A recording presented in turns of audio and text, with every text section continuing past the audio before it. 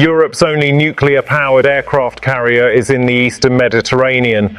The Charles de Gaulle, 42,500 tons, 261 meters long, 2 K-15 nuclear reactors, 20 Rafale jets, 2 E-2C Hawkeye radar aircraft, crossed Gibraltar on March 6th and reached its operational position near Cyprus by Sunday.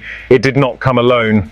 The air defence frigate Languedoc arrived off Cyprus earlier in the week. The FREMM multi-mission frigate L'Amiral Ronarc is in escort. The Italian destroyer Andrea Doria, embedded in the French carrier strike group since the North Atlantic exercises, came with them. And France has deployed 2 additional surface combatants to the Red Sea in support of the European maritime mission Aspides. 6 days ago, Emmanuel Macron appeared on French television and ordered all of it into motion. Here is exactly what he said, what the carrier is there to do, what it will not do, and what its arrival tells every government in the region about where Europe stands on day 9. Macron spoke at 8 p.m. on Tuesday, March 3rd, for 5 days after Operation Epic Fury began, in a nationally televised address from the Élysée Palace. His confirmed words were precise and deliberately sequenced. He opened by placing blame. He said the Islamic Republic of Iran bears the primary responsibility for this situation, pointing to its nuclear program, its ballistic missile development, its arming of Hezbollah, the Houthis, Shiite militias in Iraq, and Hamas. He then immediately said France was neither informed nor involved in the initial US and Israeli strikes.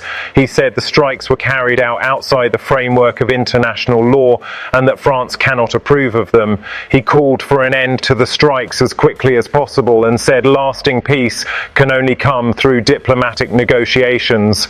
And then, having both condemned Iran and criticized the US and Israel, he announced he was sending France's most powerful military asset directly into the theatre.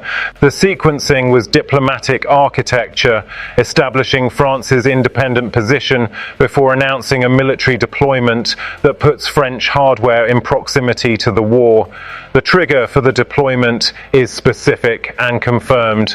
Iranian drone strikes in the opening hours of the conflict struck a hangar at a French naval base in the United Arab Emirates. Macron confirmed French forces shot down drones in legitimate self-defense in the very first hours of the conflict to defend the airspace of their allies. A separate Iranian strike hit the British Royal Air Force base at Akrotiri in Cyprus, a European Union member state. France has binding defensive agreements with the UAE, Qatar and Kuwait through the European Union framework. When Iranian drones struck French assets in the UAE and British assets in an EU member state simultaneously, Macron's position shifted from observer to participant. He did not call it participation, he called it defence. The Charles de Gaulle's confirmed mission has 3 components. First, air defence and airspace security over Cyprus and French assets in the eastern Mediterranean. The Rafales embarked on the carrier and the E-2C Hawkeyes provide the most capable airborne early warning and intercept platform available to any European navy. The Hawkeye's radar coverage radius of approximately 550 kilometers means France can now monitor airspace from the Levant coast to the approaches of the Suez Canal from a single platform. Second, non-combatant evacuation capacity. Macron confirmed approximately 400,000 French citizens are in the region, either residing there or in transit, and that repatriation flights were already being organised.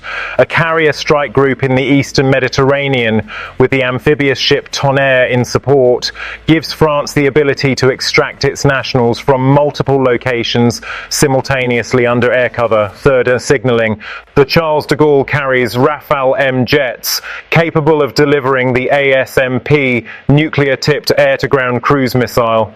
France does not need to say that out loud. Every government in the region knows it. The carrier's presence is the message. What the Charles de Gaulle will not do is equally confirmed and equally significant. It will not enter the Arabian Sea. It will not join the US carrier strike groups conducting offensive operations against Iran. France has not designated Operation Epic Fury, a war France is fighting. Macron called for negotiations the same night he ordered the deployment. The French military posture is explicitly and publicly defensive. Protect French nationals, defend French assets, secure EU member state airspace, and maintain freedom of navigation in the sea lanes France's economy depends on. Retired French Air Force General Patrick Dutartre confirmed the economic logic directly on French television. He said it is crucial that we ensure freedom of movement in the Strait of Hormuz because we are all affected. Macron said the same thing in his address. The Strait of Hormuz is effectively closed. The Suez Canal and the Red Sea are under strain and under threat. 20% of global oil and liquefied natural gas passes through Hormuz. France imports energy. France exports manufactured goods on ships. Both require open sea lanes. The carrier is partially a military response and partially an economic one, dressed in operational language. The confirmed secondary developments accompanying the carrier deployment add further detail to France's strategic position. Macron announced simultaneously that France is increasing its nuclear warhead stockpile and will stop publishing the exact quantities it possesses. That announcement, made the same night as the carrier deployment, is directed at a completely different audience than the Iranian drone threat. It is directed at Russia, which had a drone of its own confirmed near the Charles de Gaulle during its Baltic seaport call in Malmö, Sweden, detected by Swedish armed forces and assessed as launched from a Russian military vessel near the Öresund Strait. France is deploying its carrier to the Middle East while simultaneously signalling nuclear resolve to Russia, both on the same Tuesday evening. The two signals are designed for two separate audiences and confirm that Paris is operating on multiple threat axes simultaneously. NATO's Supreme Commander in Europe, General Alexis Grinkovich, confirmed the alliance is adjusting its force posture to defend against potential ballistic missile threats originating from the region. That adjustment is running in parallel with France's national deployment. The UK already has forces at Akrotiri and has been defending Cypriot airspace since day one. Germany and the UK have both called publicly for a negotiated solution while participating in defensive air operations.